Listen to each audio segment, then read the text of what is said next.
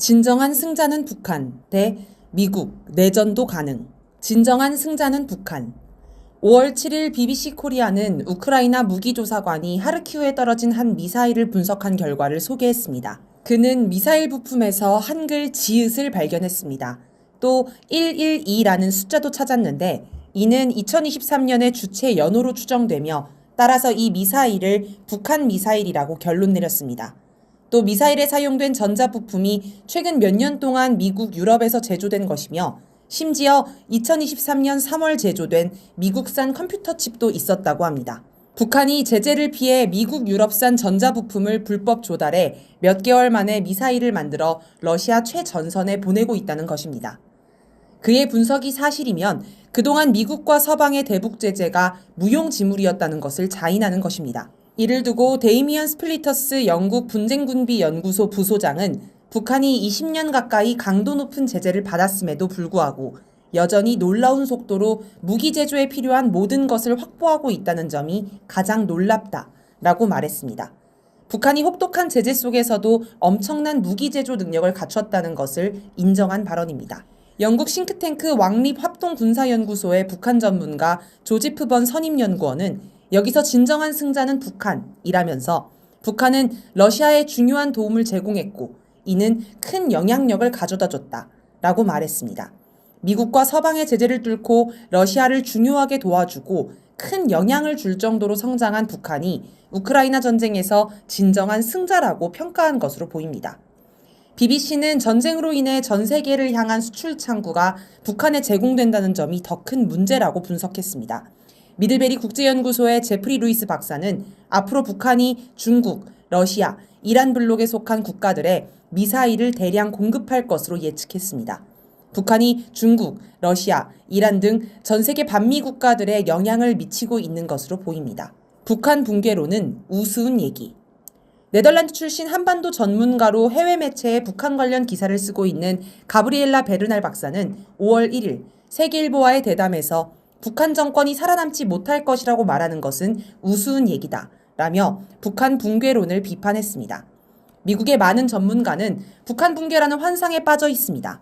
빅터 차 미국 전략국제연구소 한국석좌는 북한 붕괴로 한반도 통일이 갑자기 찾아올 것이며 통일에 대비해야 한다고 주장합니다. 브루스 베넷 미국 랜드연구소 선임연구원은 군부의 반란으로 북한이 붕괴될 것이라고 줄기차게 이야기하고 존 볼턴 백악관 국가안보회의 전 보좌관도 북한이 내부적으로 붕괴할 것이라 주장했습니다. 한국도 다르지 않습니다. 윤석열 대통령은 2023년 1월 27일 통일부 업무보고에서 통일은 갑자기 올 수 있으니 준비된 경우에만 그것을 실현할 수 있다 라고 말했습니다. 위에 미국 전문가들과 비슷한 생각을 하는 것입니다. 그러나 베르날 박사는 북한 붕괴를 정면으로 비판했습니다. 그는 북한의 리더십에 관해 흔들림 없을 것이라고 답변했습니다. 미국은 북한 정권 붕괴를 기다리고 있지만 그럴 가능성이 없다는 것입니다. 또 북한은 고난의 행군 시기와 같은 극한의 기근도 이겨냈다라며 소련이 무너졌고 공산주의가 무너지고 있었다. 중국이 독자적으로 남한과 관계를 수립하고 있었다. 그런 최악의 패에서도 북한은 살아남았다라고 말했습니다. 그는 북한 붕괴론을 희망적인 사고에 불과하다고 말하며 북한은 아무리 압박을 해도 여전히 생존할 것이다. 생존할 뿐만 아니라 군사 프로그램과 핵무기 프로그램을 계속 성장시키리라는 것을 이미 보여주었다. 라고 주장했습니다. 내전이 불가능하다는 건 순진한 생각. 미국 독립영화사 A24가 제작해 4월에 개봉한 영화 시빌 워가 2주 연속 북미 박스오피스 1위를 차지하며 인기를 끌었습니다. 이 영화는 미국에서 3선 대통령이 탄생하고 텍사스, 캘리포니아주가 뭉친 서부군, 19개 주가 뭉친 플로리다 동맹, 북서부의 신민중군이 연방정부에 반란을 일으키는 등 극심한 혼돈과 분열에 빠진 미국이 격렬한 내전에 휘말리는 상황을 그렸습니다. 영화에서는 달러 가치가 폭락해 캐나다 화폐를 쓰는 모습도 나옵니다.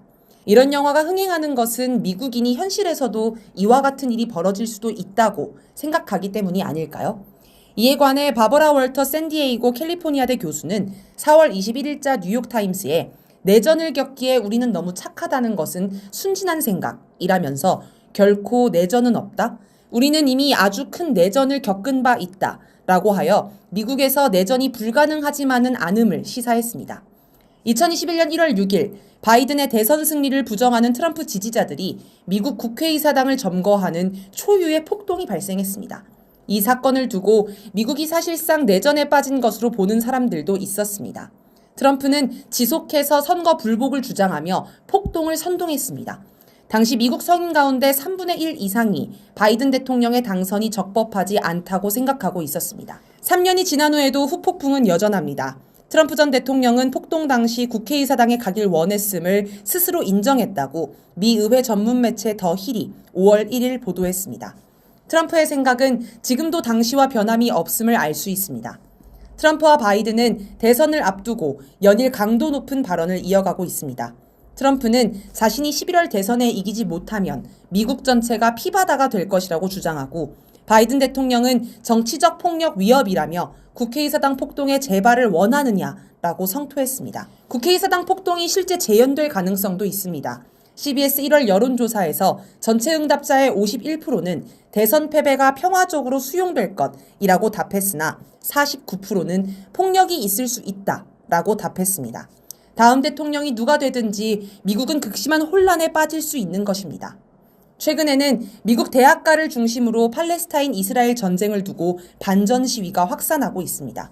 정부는 경찰 병력을 투입해 학생들을 폭력 연행하고 있으며 심지어 교수까지 팔을 꺾고 연행하는 등 강경 진압을 하고 있습니다. 이에 맞서 학생들이 점거 농성을 하는 등 시위가 격렬한 양상으로 번지고 있습니다. 미국 사회가 상당히 혼란합니다.